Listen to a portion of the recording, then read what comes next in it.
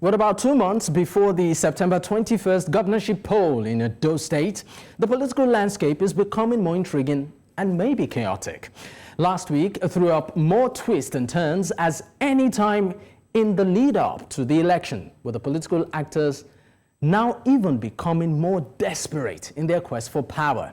Well, in this second half, we'll be looking at all of the intricacies within the Edo political landscape. And of course, joining me at this time is Dennis Osaretin. He's a legal practitioner. Joining me from Edo State. I also have that's a Larry Ogieva, a political analyst. Hopefully, Larry will join me at some point on the program. But let me start off with you, Dennis. Dennis, thank you for your time on Politics HQ. Thank you so much for having me, and I'm very pleased to be with you this evening. All right, let me start off with your immediate reaction. It looks like every other day something new just comes up in Edo State, from the APC to the PDP, one of the latest being Philip Shaibu, defecting back to the APC, leaving the People's Democratic Party, aside all of the legal backdrop. I would like your general, opinion on the recent happenings politically. Yeah, well, some of the happenings right now does not come to some of us as a surprise, because judging by the seasons that we are in, of course, politics is a contestation of ideas, and people are trying to put their best foot forward so that they can be able to convince the populace to get them to vote for them and their choices. So, and many of them would want to deploy unconventional means to try to whip up sentiment and heat up the polity, just to, probably deepen their own interest and then push their own narrative. But for some of us who are, critical watchers, some of those things don't come to us as a surprise at all. Our only call is that people should be mindful of the way they conduct themselves, because there's life after elections and politics. You said that, your last word being life after election and politics. But let's focus right now within the PDP, particularly the whole legal drama to the build-up of, Asue Ighodalo's final, of course, emergence. I would like, from a legal angle, because I know you're a lawyer. I remember having on this program, yes, a team from the Asue Ighodalo's campaign, and they said quite a number of things. But looking at all of the internal rancor, that led to the eventual emergence, even though some legal analysts said it's more of an internal party issue, it shouldn't have made its way to the court. As a lawyer, what do you make of what we just saw, and what would you say is the takeaway, particularly when it comes to our electoral system? Yeah, for me, some of these issues, just like you have alluded to, were majorly political internal issues that the party, and by the party constitution, the PDP, they have very robust provisions and legal framework to address some of the issues. What we find quite worrisome in this current political dispensation is that we have a lot of desperate politicians, who want to, either by hook or by crook, try to get what they want. So if they feel they cannot get it through the popular vote or the popular mandate, they want to deploy the judicial machinery, to see how they can manipulate the judicial system to get what they want. And that's a classical case of what happened in the Asue Ighodalo, case that was decided just yesterday by the Court of Appeal. You see, it's shown whereby a person, by person now I'm referring to the party that was before the Federal High Court, Right Honorable Comrade Philip Shaibu, who did not even take part in the primaries of the PDP, not going to court to challenge the outcome. That, for me, was quite laughable. And from the very beginning, we have suggested that these and many more of such cases are nothing more than academic exercises. And the Court of Appeal, in its wisdom yesterday, has now ruled that those issues shouldn't have been brought to court at all. And the parties who came to court apparently lacked the local standi, and they shouldn't have even brought that issue without first exhausting the internal dispute mechanism that has been laid down by the party.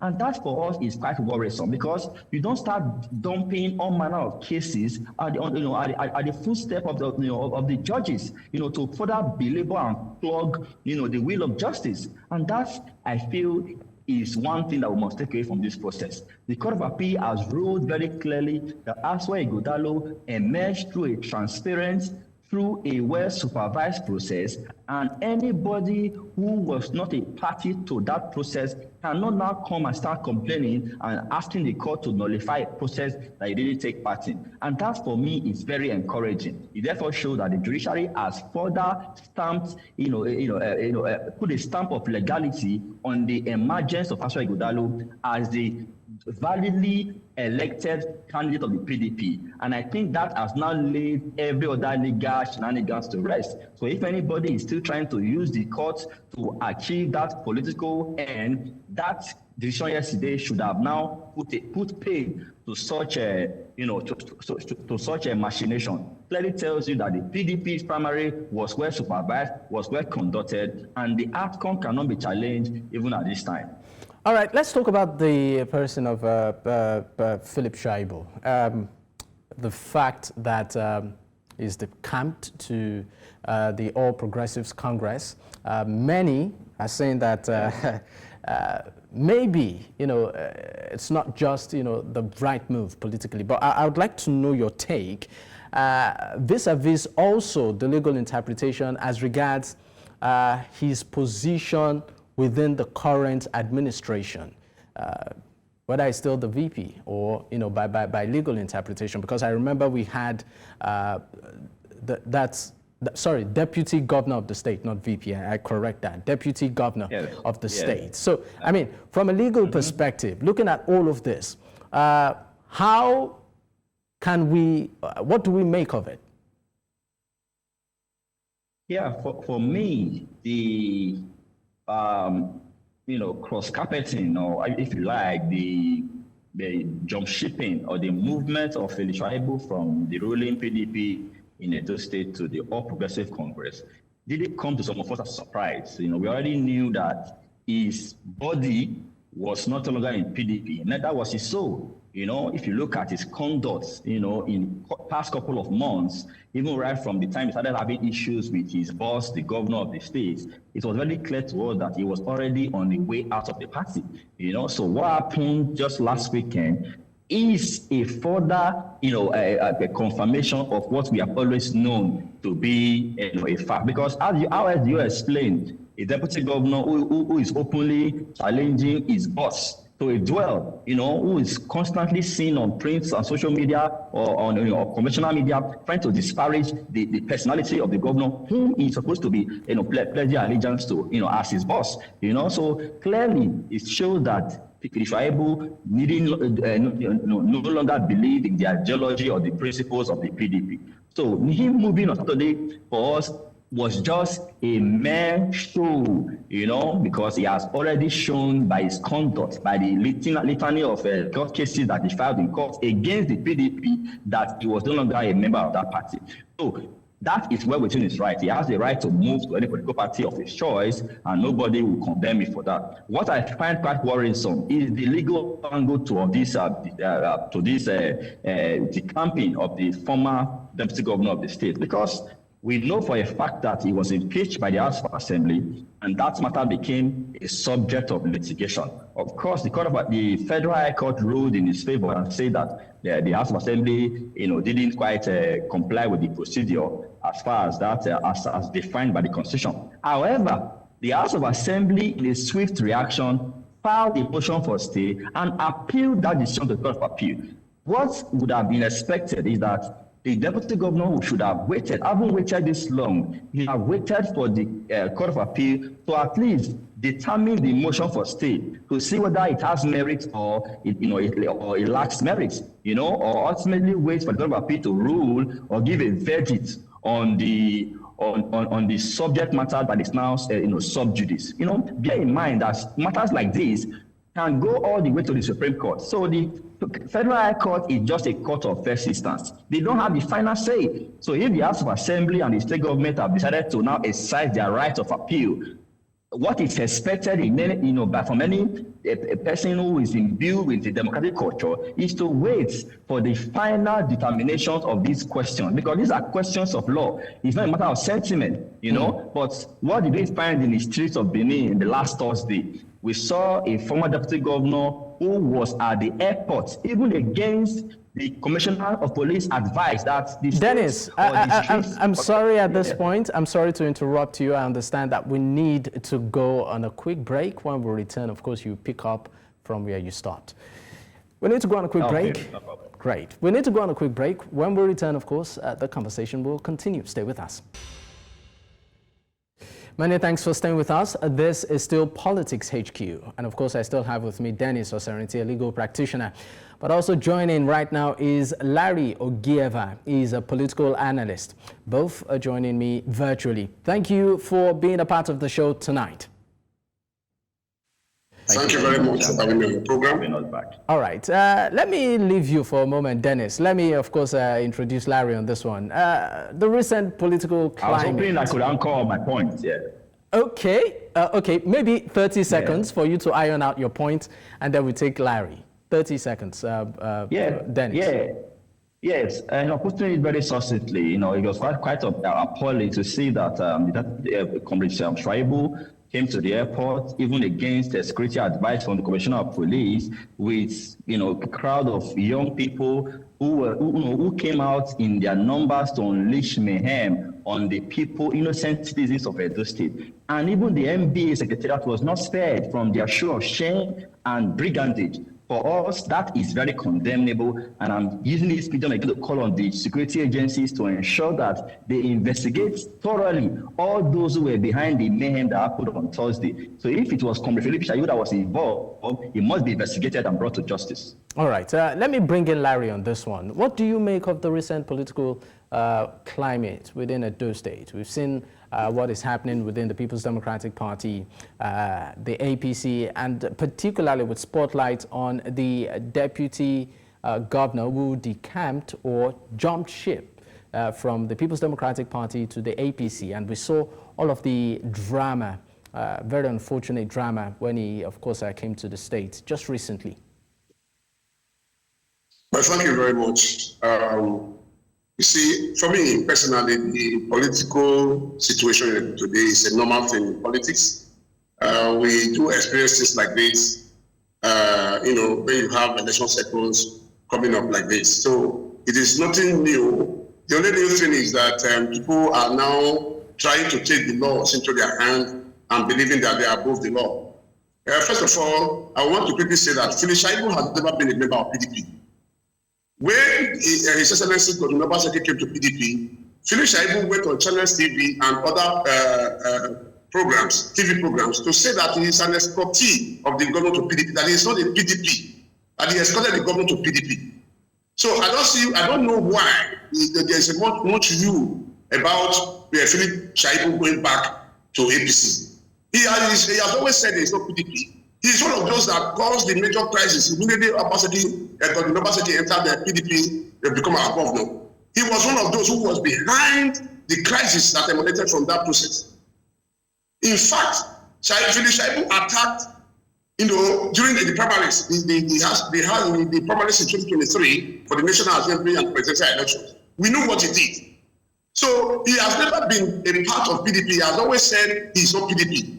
So it is not new to us that Philip Shaibu has already taken the step now to go back to APC. So for us, it is not it's not news and it's not a loss. In fact, those that are those of us who has always been here and who has always been PDP are happy that they have finally come out to. Larry, we seem to have lost your. Okay. We seem to have lost your audio at some point, but I think we have you back. Can you hear me, Larry? Yes, I can hear you clearly. Okay, good. So you said that from your opening statement that Philip Shaibu has never been a part of the PDP. But what would you also say about Governor Obaseki?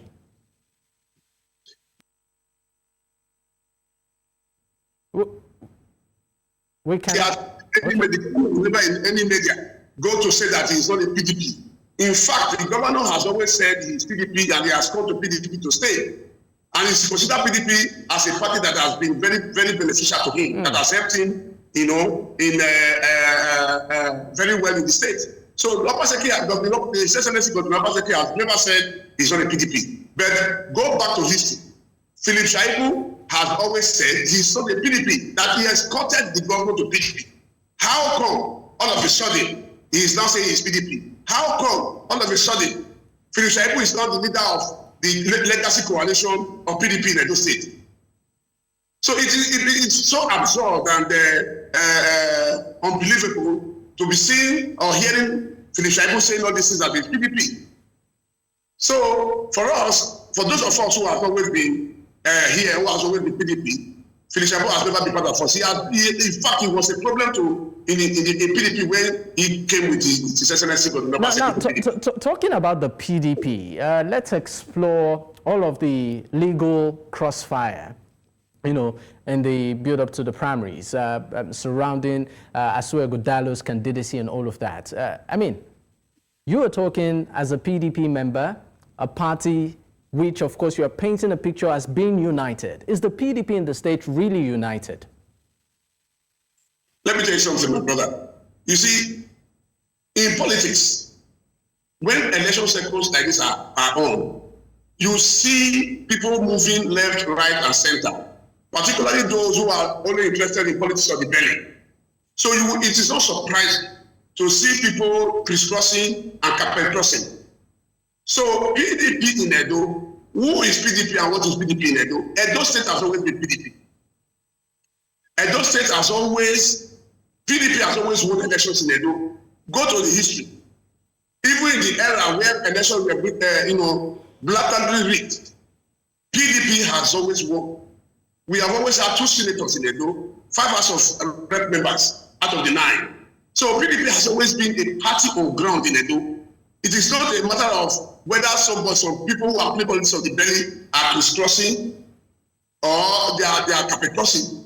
The fact is that yes, we had a quarrel in PDP. Yes, there were some misunderstandings among brothers, among friends in PDP. But we cannot go back to the biblical divide the child. When you have a quarrel in a family, the quarrel must come to an end one way or the other. There's no doubt about that. All right. In a functioning family, in a good family, where you quarrel, you settle. All right. Don't throw the baby and the bathwater away. We would not want to kill our party because, Larry, because we are pressed for time. I'm sorry, we are pressed for time. We need to go. But before we go, I would like to take Dennis' final remark. Please, 30 seconds. Yeah, hello. Okay, for me, the elections is already lost and won. For me and for the large majority of Edo people, the candidate of the PDP, Asuo Ighodalo, has shown himself ready. Even this today, it was he had a town hall meeting where he continuously selling his manifesto, which is clearly a pathway to prosperity for all. So I want to encourage other people to. I'm sorry. We need to go. We need to go. I sincerely apologize, but gentlemen. Thank you so much, Dennis Osaretin. I'm sorry we need to go, Dennis. I'm sorry for interrupting your line of thought, but thank you so much, gentlemen. Dennis Osaretin, a legal practitioner, and also Larry Ogieva. Larry is actually a political analyst. Gentlemen, hopefully we'll have this conversation again and I'll have you on the program, but thank you so much for your time.